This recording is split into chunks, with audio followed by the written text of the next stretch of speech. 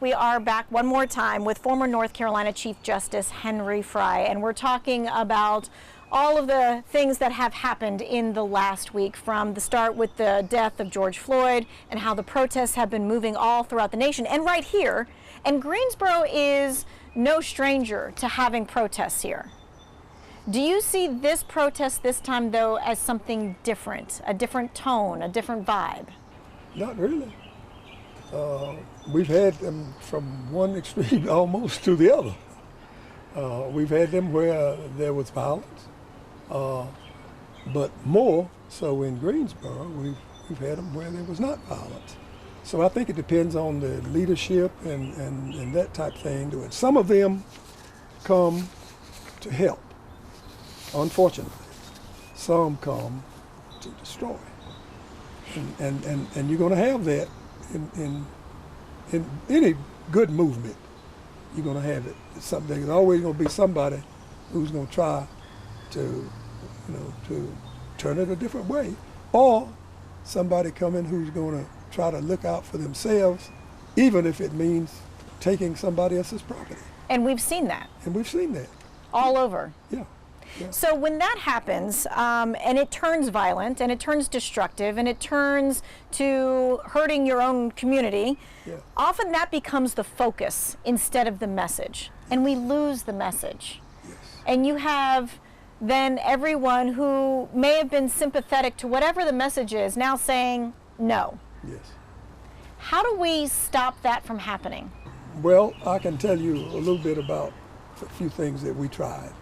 Some of us, in some of the previous marches and things of that nature. We met at various churches, usually one particular church that was big enough and so forth and so on. And we would talk about what to do. You know, how are we going to change this thing? I'm talking now back in the days of open segregation, for example. We met at churches as groups. We had an organization here called the Greensboro Citizens Association.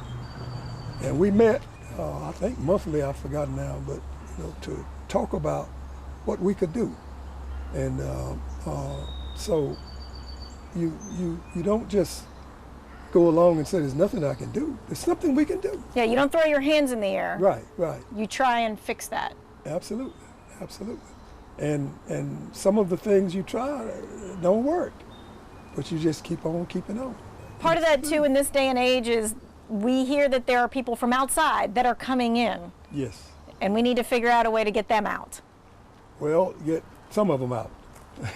The ones that are making trouble, that are taking the message off the message. Just coming in to throw and break into something and get some goods that they want, or something like that. Right, because the protesters don't want that either. Yeah, that's what I'm saying. That takes away from their message. Yeah. And so I'm a great believer in that. And but it helps if the group who's really doing it have strong leadership and sort of discuss ahead of time. Now, what are we going to do when these folk come in from blank, blank, blank, and blank and start throwing rocks or anything of that nature? What are we going to do and how are we going to do?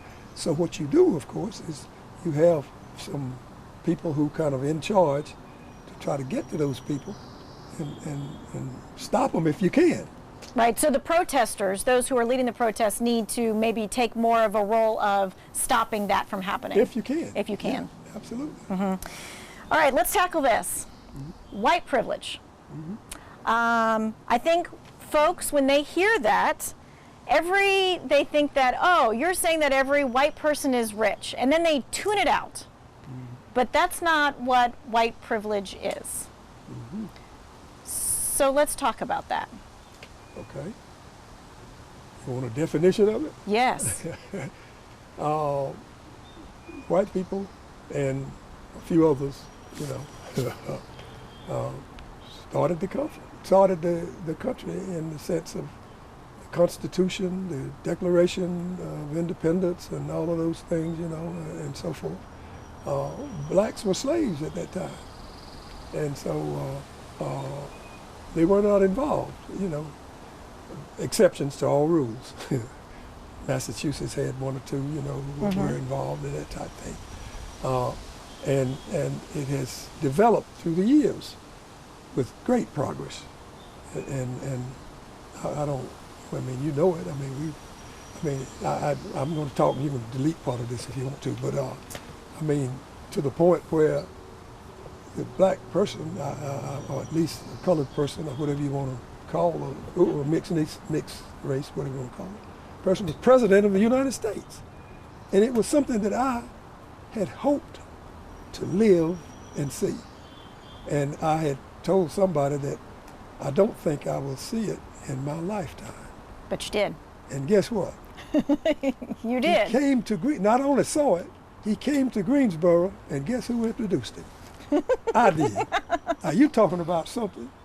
I said, this is real progress.